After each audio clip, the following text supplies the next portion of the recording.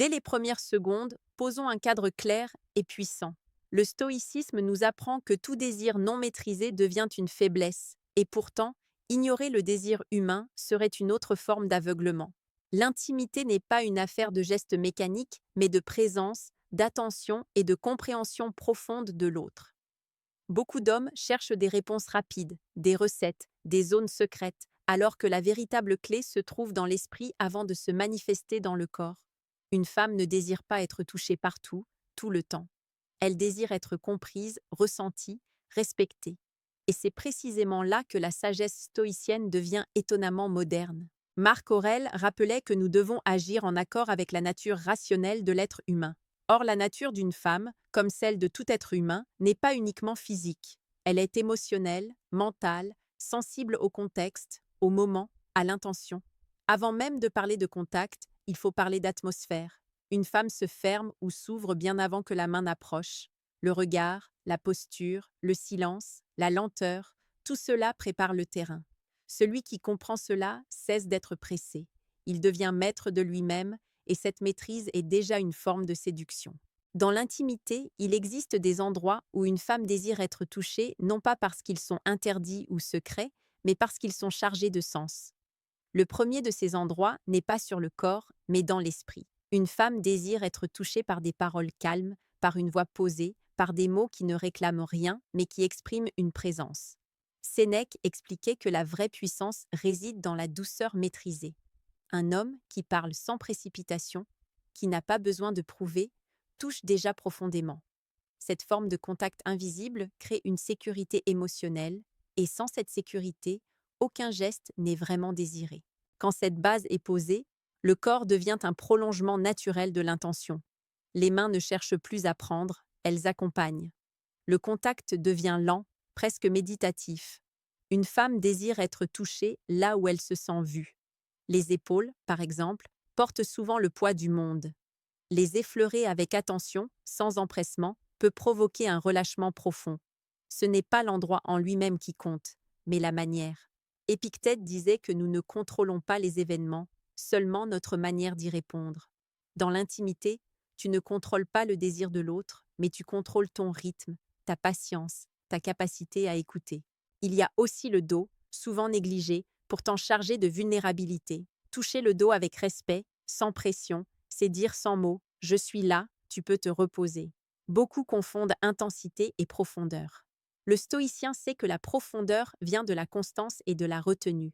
Une femme ressent immédiatement si un geste est guidé par l'envie ou par la présence, et son désir s'ajuste en conséquence. À ce stade, il est important de rappeler une chose essentielle. Le désir féminin n'est pas linéaire. Il fluctue. Il répond à l'énergie, à l'attention, au moment. Vouloir aller trop vite, c'est rompre l'harmonie. Marc Aurèle écrivait que tout ce qui est précipité est imparfait. Dans l'intimité, cette vérité est absolue. Une femme désire être touchée quand elle sent que l'homme n'est pas prisonnier de son propre désir. Cette liberté intérieure est magnétique.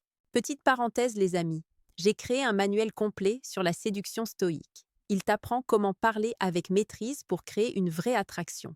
Le lien est en première ligne de la description. On continue. Revenons à cette idée centrale. Toucher, dans une perspective stoïcienne, n'est jamais une conquête. C'est une invitation silencieuse. Les zones que beaucoup fantasment ne deviennent désirables que lorsque tout le reste a été respecté. Avant cela, une femme désire surtout être touchée dans son rythme, dans ses limites, dans sa dignité. Un simple contact sur la main, prolongé une seconde de plus que nécessaire, peut avoir plus d'impact que 1000 gestes maladroits. Sénèque rappelait que la qualité l'emporte toujours sur la quantité. À mesure que l'intimité progresse, la nuque devient un espace de confiance. C'est une zone où le corps se relâche quand l'esprit se sent en sécurité. Toucher la nuque avec lenteur, sans surprise, c'est reconnaître cette confiance. Ce geste n'est jamais anodin. Il exige une présence totale. Si ton esprit est ailleurs, la femme le sentira. Le stoïcien, lui, est ici et maintenant. Il ne pense pas à l'étape suivante. Il est pleinement engagé dans l'instant. Il y a aussi cette vérité souvent ignorée. Une femme désire être touchée là où elle a choisi de s'ouvrir. Cela change d'une personne à l'autre, d'un moment à l'autre. C'est pourquoi l'écoute est plus importante que la technique. Épictète enseignait que nous avons deux oreilles et une bouche pour une raison. Observer la respiration, les micro-mouvements, les réactions subtiles est bien plus puissant que suivre une liste figée. Le désir authentique naît de cette attention fine. À ce moment précis du script, si ce contenu t'apporte une nouvelle manière de voir l'intimité, prends une seconde pour t'abonner, non pas par réflexe, mais parce que ce chemin de maîtrise intérieure mérite d'être approfondi ensemble. La main, le cou, les épaules, le dos, tout cela n'est qu'un langage. Ce langage doit rester cohérent avec ton état intérieur. Si tu es calme, présent, centré, chaque geste devient juste. Si tu es agité, pressé, inquiet de plaire, même le bon geste devient maladroit. Marc Aurèle nous invitait à être simples et droits dans nos actions. Dans l'intimité, cette simplicité est rare et donc précieuse. Ce premier éclairage pose les fondations. Avant d'aller plus loin, retiens ceci. Une femme désire être touchée là où elle se sent respectée, comprise et en sécurité. Le reste découle naturellement. Dans le bloc suivant, nous irons plus profondément dans ces espaces subtils où le désir féminin s'éveille quand l'homme incarne pleinement la maîtrise stoïcienne, sans jamais forcer, sans jamais réclamer. Lorsque l'intimité s'approfondit, quelque chose de subtil se produit. Le corps commence à répondre avant même que l'esprit ne formule une pensée claire. Le stoïcisme nous enseigne que ce qui est naturel n'a pas besoin d'être forcé. Dans cette continuité, une femme désire être touchée là où son corps se sent autorisé à s'exprimer, non pas envahi. Beaucoup d'hommes commettent l'erreur de croire que le désir s'intensifie avec la pression. En réalité, il grandit avec la permission. Et cette permission se gagne par la cohérence entre l'intention, le geste et le silence. Il existe un moment précis où la respiration change. Elle devient plus lente ou parfois plus profonde. À cet instant, toucher devient un dialogue. Les hanches, par exemple, ne sont pas seulement une zone physique, elles représentent l'abandon du contrôle. Une femme ne désire être touchée à cet endroit que lorsqu'elle sent qu'elle peut se laisser aller sans être jugée ni dirigée. Sénèque écrivait que rien n'est plus puissant que celui qui sait attendre. Toucher les hanches avec lenteur, sans saisir, sans tirer, c'est montrer que tu n'as pas besoin de prendre pour exister. Cette absence de besoin est profondément attirante. Puis, il y a le ventre, zone de vulnérabilité par excellence. Beaucoup de femmes y stockent des émotions, des tensions, parfois des insécurités.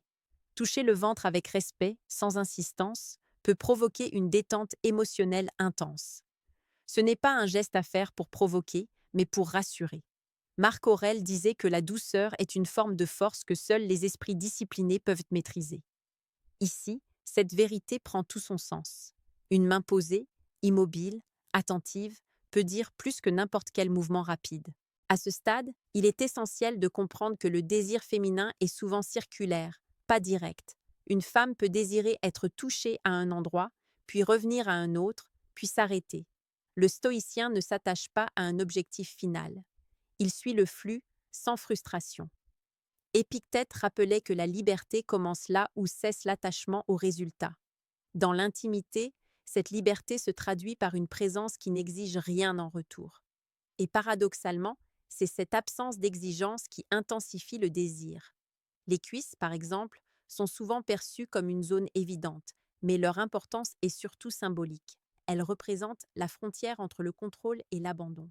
Une femme désire être touchée là quand elle sent que cette frontière est respectée.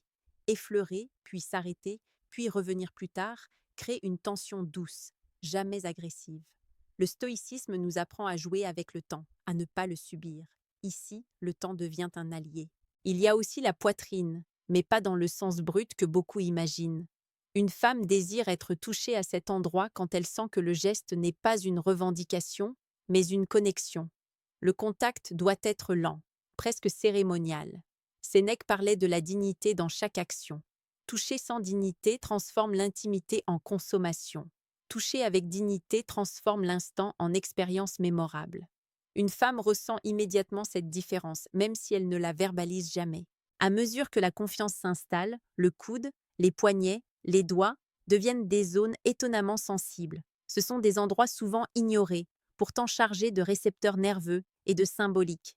Tenir la main, caresser les doigts, effleurer l'intérieur du poignet peut créer une intimité plus profonde que des gestes plus explicites. Marc Aurèle nous rappelait que les petites choses, bien faites, révèlent la qualité de l'âme. Dans l'intimité, ce sont souvent ces détails qui marquent durablement. Il est important de souligner une vérité inconfortable. Certaines femmes ne désirent pas être touchées à certains endroits, même dans l'intimité. Et cela n'a rien de personnel. Le stoïcien accepte ce qui est, sans se vexer, sans se fermer. Cette acceptation renforce la confiance. Une femme se sent alors libre d'exprimer ses limites et paradoxalement, cette liberté ouvre souvent d'autres portes. Épictète enseignait que celui qui respecte la liberté d'autrui renforce la sienne. La lenteur reste le fil conducteur. Dans un monde pressé, la lenteur devient un luxe émotionnel. Une femme désire être touchée lentement parce que cela lui permet de rester connectée à ses sensations. Trop vite, le corps se dissocie. Trop brusque, l'esprit se ferme. Le stoïcisme nous apprend à ralentir pour voir clair. Dans l'intimité, ralentir permet de ressentir pleinement. À ce moment du parcours, une vérité devient évidente. Le désir féminin ne répond pas à une carte précise du corps, mais à une carte intérieure. Chaque geste doit être ajusté, réévalué, ressenti. Toucher n'est jamais un acquis, c'est une permission renouvelée à chaque instant. Marc Aurèle écrivait que chaque moment est une nouvelle vie. Dans l'intimité, chaque contact est une nouvelle conversation. Si tu observes attentivement, tu remarqueras que lorsque le désir est réel, le corps répond avant les mots. Les micro-soupirs, les mouvements subtils, la manière dont une femme se rapproche ou s'éloigne sont des réponses claires pour celui qui sait regarder. Le stoïcien développe cette capacité d'observation dans tous les domaines de sa vie. Ici, elle devient un art. Ce deuxième éclairage approfondit la compréhension. Retenir les endroits sans comprendre l'état d'esprit ne sert à rien. Le véritable pouvoir réside dans la capacité à être calme, attentif, adaptable. Dans le dernier bloc, nous irons encore plus loin, en abordant les zones les plus subtiles, souvent invisibles, où une femme désire être touchée non seulement avec les mains, mais avec l'âme, là où l'intimité devient une expérience profondément humaine et transformatrice. À ce stade ultime de l'intimité, quelque chose change profondément. Le toucher n'est plus seulement un acte physique, il devient un prolongement de l'état intérieur. Le stoïcisme nous enseigne que lorsque l'âme est calme, le geste devient juste sans effort. Une femme désire être touchée à ce niveau lorsque tout en elle se sent aligné, quand il n'y a plus de tension entre ce qu'elle ressent et ce qu'elle accepte. C'est ici que la majorité des hommes échouent, non par manque de désir, mais par manque de présence. Il existe des zones qui ne sont jamais mentionnées parce qu'elles ne se voient pas. Une femme désire être touchée dans son rythme. Cela signifie respecter ses silences, ses pauses, ses respirations. Ne pas combler chaque instant par un geste. Ne pas interpréter chaque immobilité comme un refus. Marc Aurèle écrivait que le calme intérieur est un refuge inviolable. Quand un homme incarne ce calme, la femme sent qu'elle peut s'abandonner sans perdre le contrôle. Et cet abandon est une forme de désir très profond. Le visage, souvent oublié dans l'intimité avancée, devient alors un espace central. Toucher le visage avec lenteur, tenir la mâchoire avec douceur, effleurer la joue ou le front est un acte de reconnaissance. Ce n'est pas un geste de possession, mais de connexion. Sénèque rappelait que l'amour véritable ne cherche pas à prendre, mais à honorer.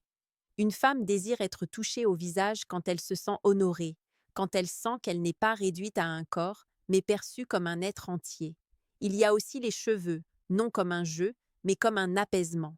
Passer lentement les doigts dans les cheveux, sans tirer, sans diriger, crée un effet profondément rassurant. C'est un geste presque méditatif. Épictète disait que la paix ne vient pas de ce que l'on reçoit, mais de ce que l'on cesse de craindre. Ce type de contact fait tomber les dernières défenses parce qu'il ne demande rien en retour. À ce niveau, la voix elle-même devient un toucher. Une femme désire être touchée par des mots rares, simples, sincères.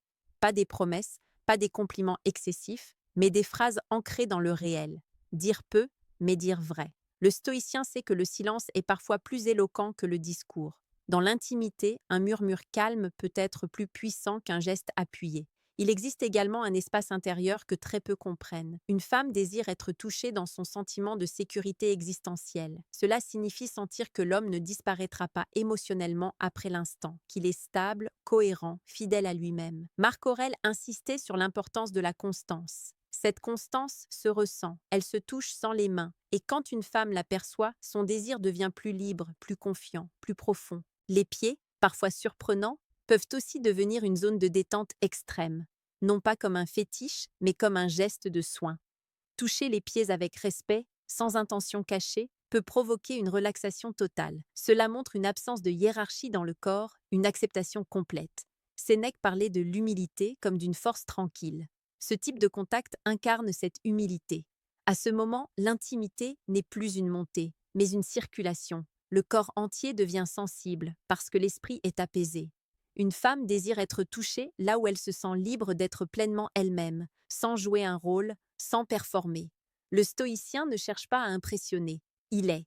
Et cette simplicité est rare. Il est essentiel de rappeler que le désir ne se force jamais à ce niveau. Il se propose, il se retire, il revient. L'homme stoïcien accepte ces mouvements sans résistance. Épictète enseignait que souffrir vient souvent de notre refus de ce qui est. Dans l'intimité, accepter les variations du désir féminin est une preuve de maturité émotionnelle, et cette maturité est, en elle-même, profondément attirante. Ce qui touche le plus une femme, au final, ce n'est pas une zone précise, mais la sensation d'être en sécurité dans la présence de l'autre. Le corps répond naturellement quand l'âme se sent respectée. Chaque contact devient alors juste, même sans technique. Marc Aurèle écrivait que la justesse naît quand l'action est en accord avec la raison et la nature. Ici, la nature humaine s'exprime pleinement. Si tu retiens une seule leçon, que ce soit celle-ci, une femme désire être touchée par un homme qui se maîtrise plus qu'il ne cherche à maîtriser l'autre. Un homme calme, présent, attentif, capable de ralentir, d'écouter, de s'arrêter. Le stoïcisme n'est pas une philosophie froide, c'est une école de sensibilité profonde, disciplinée, consciente. Si ce chemin de compréhension t'a apporté de la clarté, souviens-toi que l'intimité est un art qui se cultive chaque jour, dans la manière de parler, de regarder, de vivre. Continue à marcher sur cette voie avec patience. La véritable attraction ne se force jamais. Elle se mérite par la qualité de l'être.